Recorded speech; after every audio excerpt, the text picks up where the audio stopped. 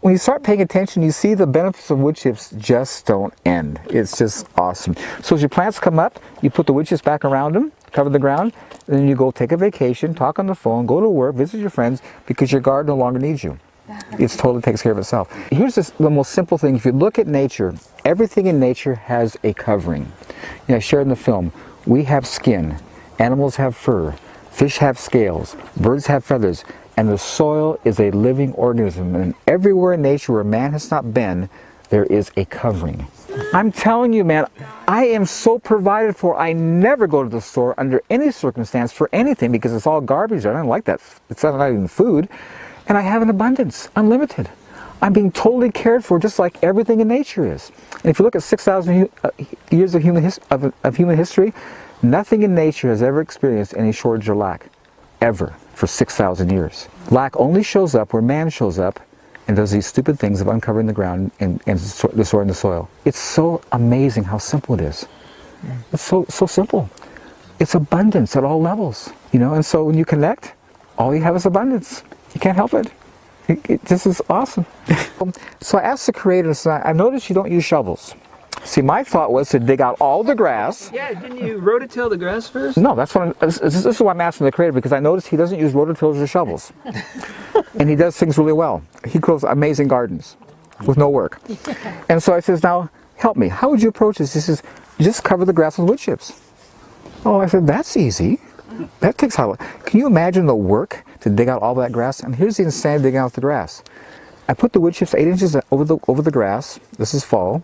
Came back in April to plant my fruit tree. I pulled the wood chips back. All the grass was totally gone, and the soil was black, full of worms. And here's what I heard. That grass was a living, green, awesome resource that now has composted and fed your soil. You are planning on laboring intensively to remove this incredible asset out of your garden. I'm just telling you, man, we work so hard to fail. Here's the reality. Things that are cut off from light and air die. There's no, you know why organic food costs so much? There's a reason. Because they spend so many hours having to weed. They're spending hours and hours weeding because they can't use, herbicides, and so they have to weed. But you see, there's no weeds. And you know why I don't have weeds? There's a very simple reason. In a tilled garden where you have dirt, what are you doing all the time after you plant? Watering. So every weed seed that blows in is hydrated and it germinates. In this space, you can see on top of the ground how dry it is because I don't water. So I only have weeds in the spring and fall when it rains all summer long. No weeds. And you just see how nice it was picking those greens. There was no mud in the foliage. You didn't wash them. Right. By not watering, you have much cleaner food, and it's very accessible. You don't have to wash it. I'm just. You start paying attention to the benefits of this wood chip thing. Mistakes are a major blessing for you. A what? Mistakes, doing things wrong, because they teach you. You see, the Word gives us instruction. It says, "In everything, give thanks." Yes. Everything includes making mistakes. Yeah. And if you have an attitude of thanks, gratitude, you use that mistake as a learning device. Well, I won't do that again. So now you're smart. You know what doesn't work. And so even mistakes are a great advantage. They're really helpful. I made a lot of mistakes and I'm thankful because I get it. I'm not doing that again. And so it taught me the consequence of that poor choice that someone told me to do. So mistakes are beneficial. So don't ever look at them as, oh, I blew it. No, you didn't. You learned. This is so just remember it, log it in, and operate from that place of understanding because now you're smarter. So I'm just telling you, it's so amazing how the owner's manual is so helpful. In everything, give thanks. It's huge. It changes everything in life. It's powerful. How true. Gratitude is the most healing and supportive thing to the human brain. Whoa, awesome. Gratitude does major healing and support to the human brain. It's amazing. So many problems with bugs. Well, you know why? Thank you. I love these questions. See, when I first came, I had bugs in my apples. I had earwigs. I had all fungal diseases because my trees weren't well. You know why bugs aren't eating my produce? It's so full of water they drown. Are you hearing me? You see, when a bug bites into produce, they want cellulose and fiber. When they bite into mine, they drown. you all experience the water content. And what I'm getting is that you see underneath, look at this. This is classic. You see this leaf here? See, this is becoming dehydrated. Right here and right here. You see the bug bites in it? Yeah. The bugs are going after the dehydrated, unhealthy stuff. They're not going after the new growth that's full of life and water. And see, bugs are created by nature to maintain a healthy environment. They're not accidental. And so you don't kill them. Bugs are telling you your plant's dehydrated. Water, fertilize, get it well, because it's not happy. Bugs only take out stressed, dehydrated, healthy plants. You follow me? So you use, to get them healthy again, other than, you know, the dehydration, do you make a compost tea? No, I just put compost on the ground and let water go through it, and that creates its own tea. What I'm getting is that all the steps we do to help nature are, one, unnecessary and usually counterproductive, damaging to nature. Nature, as you see all around you, needs no help. And so our approach should be, go to nature, study how it works, and copy it. Because it does it the best, really. And it's that simple. I had the most interesting experience walk around. I grow celery. Anybody plant celery? Yeah. You know how small the seeds are? They're like tiny, it's like dust. And when you plant them in a row, good luck getting them properly spaced. You drop one, three fall. So they come in too thick. So I had this awesome row of celery, way too thick. So I'm looking at these beautiful plants, I'm thinking like, I don't want to throw those away. I'm going to go plant my herb garden so I have more to give away. So in my herb garden, I've never seen a slug. They don't go there, ever. I took up all this celery, and when I took it up, I bare rooted it, and I planted it in my herb garden. So because it was bare rooted, it immediately stressed. The next morning, I'm feeding the chickens. I walk by, and the place is covered with slugs eating my celery. So I always do this, talk to me, to the Creator. And he always does this, just watch. He always says that to me. When I ask him questions, he says, just watch. That's okay. Come back the next day and all the foliage is eaten off the celery. We're down to stumps. And I say, you tell me to keep watching? Yeah, keep watching. Come back the third day and the slugs are all gone. The celery grew back and was great. And what I got was, what he showed me was, you notice in your garden, the slugs never touch your celery when it was in the garden? Because it never put out a signal, I'm stressed, dehydrated. When you move those celery, they put out a signal, I'm stressed, I'm dehydrated, take me out. On the third day when that signal stopped, the slugs all left. And what I got that day was this amazing revelation that changed my whole life. Everything in nature except the human race is under the influence of the Father for the support and maintenance of a healthy environment, and they're all in communication one with another. It's only us that's not. And that's why the Word says, all of nature is groaning and travailing, waiting for the manifestation of the sons of God. It says all of nature. All of nature gets it. They're connected except us. It blew me away. I mean, I saw it. It was so obvious. They put out a signal, and when it stopped, they stopped. And so insects aren't bad. God told me they're His police force that He designed to maintain health on the environment. They have a purpose. They have a really good purpose. You don't kill them. If you look at those compared to those over there, they're quite a bit bigger. And they're under my tree. Those are in full sun. And the soil is the same.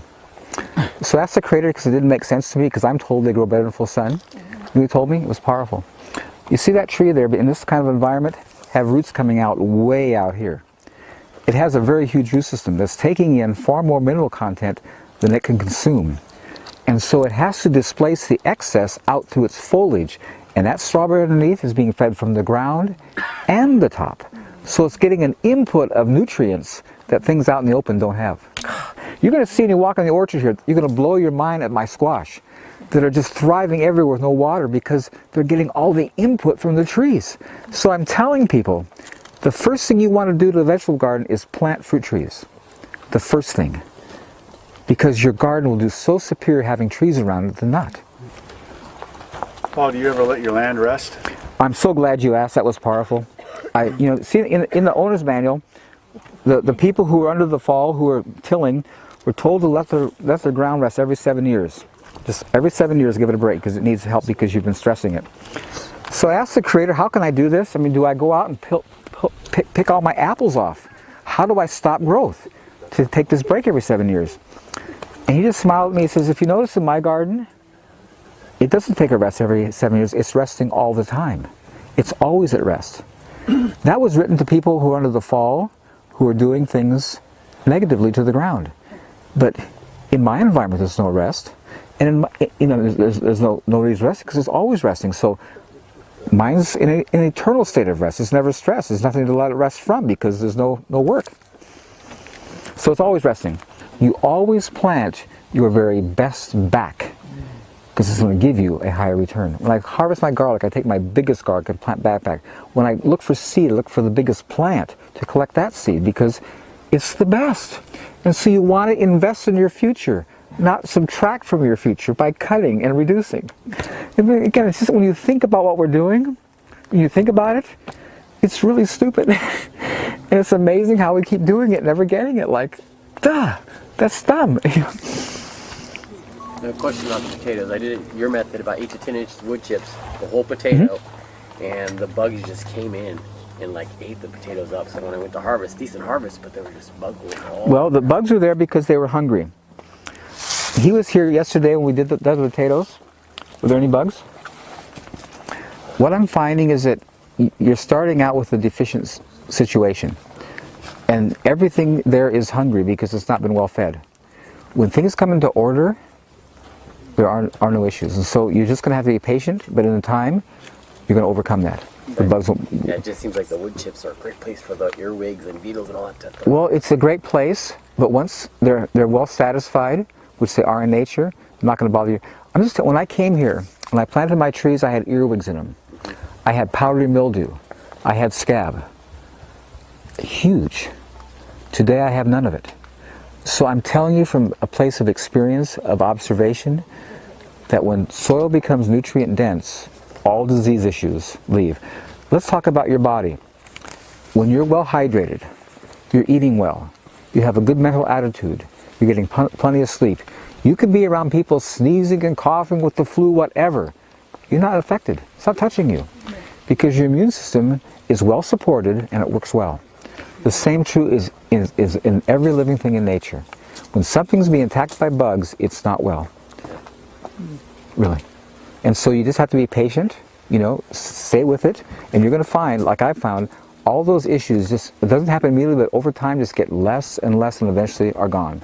Because that's the result of health. And I feel so thankful. I'm eating an apple every morning the entire year. Wow. I feel so, apple day keeps it. I think an apple is a king fruit. Remember the old adage, apple day keeps the doctor away? I just think it's so awesome to have live apples the entire year. It's just like, I feel so blessed. If you're storing food, like dehydrated food, where I live, the air is damp. It's very damp here. And if you're storing it in a building, they're going to rot. You know how you can keep that from happening? First thing I want to tell you is if you own a frost-free refrigerator, you're dehydrating all of your food, and you should never have it. All the food in your freezer in a frost-free is being totally dehydrated. All your meat, all that stuff you like, has no water content because in a frost-free freezer, it's sucking all the water out of it. And so what you do, I have a place where I store all my food. I have a freezer with the door off, with a timer, and it comes on 3 times a day. And you look outside this little tube, water's dripping all the time because it's pulling water out of the air and getting it out of my building. So a freezer gets frost, your food's not dehydrated. If it is frost-free, your food is grossly dehydrated because it's pulling all the moisture out of the food. You see, all these things that we do for our conveniences, when you really start looking at them, you realize, man, they're major counterproductive, not good for us. Now look at this awesome parsnip under here. This is September, and the thing's still blooming. Look at that, flowers. They're acting like we're not going to stop producing because we don't know how. As you walk by my apple trees here, I want you to look at the tips and observe all the brand new, totally brand new growth coming off. Look at that, tiny little buds coming out. In September, at the end of September, when they should be going dormant. And this is without water or fertilizer. I'm just telling you, I don't know about you, but having done this my whole life, doing all the hard stuff and seeing this, it's just awesome. As you walk by, you see these squash hanging in my tree.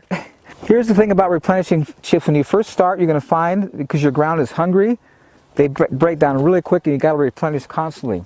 This is 38 years, And what I'm finding, because I have this major foundation built, my soil is very satisfied, I'm adding hardly ever now because I have this amazing condition. And here's what I so love about the Creator. You know, in the owner's manual, he gives you instructions. It says, it's good for a man and woman to bear the yoke in their youth. What he's saying up front is, if you work hard up front and do it right, as you get older, it'll carry you. I want you to get this. You see how I get around. I'm moving very slowly. You see the size of this place. And I'm maintaining it because it's not any work and it's carrying me. This thing is producing far more food than it ever has, and I'm doing 100% less work. It's so awesome. And I love how it's designed that way. If you do it right up front. Well, these poor farmers today, you got to imagine how this is affecting their psyche. They're spending more and more each year to produce less and less. That's got to do something to your psyche. Your investment is not increasing, it's decreasing at a constant level. And you're getting older and wanting this thing to carry you, you're realizing it's not, because it's not working. Where this blows my mind, man. It's just like every year, like, can I get less, please? You know, it's too much. Paul, when do you prune your trees? I prune my trees when it's convenient. Because I'm learning, now that I'm getting older, that convenience is really cool. It's a great way to live. So in January, there's no lawn to mow, there's no garden to take care of, and all the leaves are out of my trees. And they're very accessible. So that's when I prune. Again, convenience. It's just, if you just connect dots, it's just, and what I'm loving about that is that when I was young and doing stuff by the date, I come out every April. My garden is standing water and I'm tilling and all this mud just fighting it. 7 to 10 days it's solid green with weeds, I'm back again. And I'm just stressed constantly. And it's not doing that good. Now, when I get around to it, I do it. If I don't, I don't. Who cares? It's fine. And I'm so enjoying living at that level. It's just so much easier on life. Stress is the hardest thing on the human body. It's the hardest thing on the human body, stress. It's incredible what it does to us. And most of us, a lot of us, live at that level. And it's completely unnecessary, not by design, not intentional. I planted these watermelon in July. I'm being real. July thinking like, I'm going to do it because I have the seed, but no way. And I'm having stuff over there getting ready to eat. I'm flipping out like, you got to be kidding. July in Western Washington planting watermelon and getting it. And I'm looking at this sky and we may have nice weather through October. This stuff isn't going to end. It's just awesome. Do you ever save the seed? I save all my seed. Save all your seed? And I'll tell you why. The stuff you're buying, even though it's heirloom, is not growing in this environment. And I'll tell you, I bought some cucumber seeds from an heirloom company. I'm not going to mention names because I want to badmouth them because they're good. I planted a row, 3 came up. Yeah. I went and planted my seed, the whole row came up. And I got the reality of nutrient density.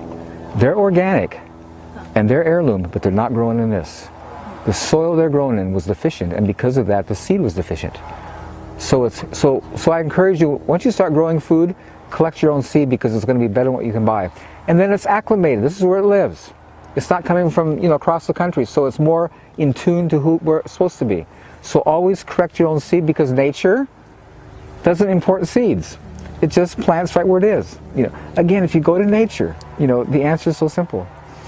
So up front, you may have to import something, you know, that you don't have, but once you have it, collect your own seed.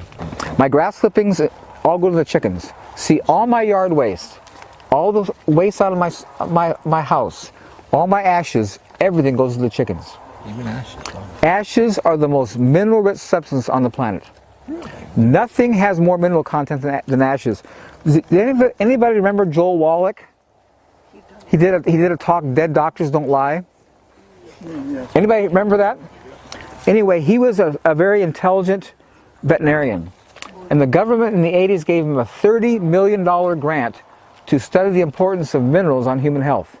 Now, $30 million in the 80s was major, huge. We're talking like lots of money. It's a lot now, but a lot more then.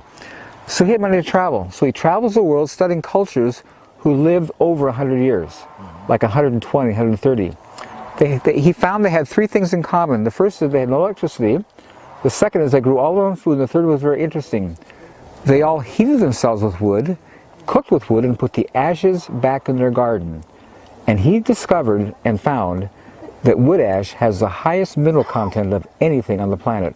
And so when I'm hearing this, I get this prompting to bring back memory when my family was in Yellowstone National Park when it caught on fire. We were physically there when that fire started. And they thought it would take Yellowstone like decades to ever grow back and be nice again. In 2 years, it looked like a fire never happened.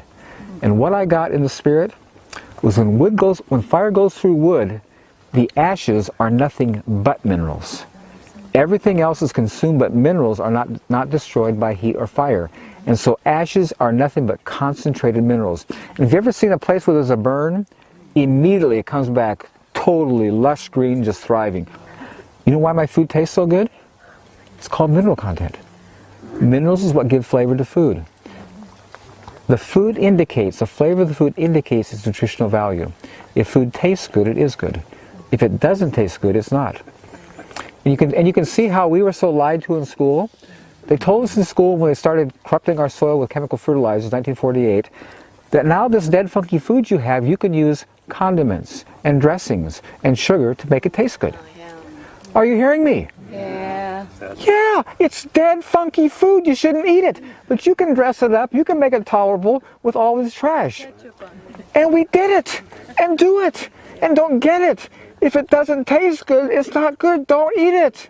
Really. I mean, it's so amazing when you really check in and pay attention to what's happened and how with the public school system dumbing us down, teaching us not to think, how they brought all this stuff on us that makes absolutely no sense and it's totally counterproductive. It's huge.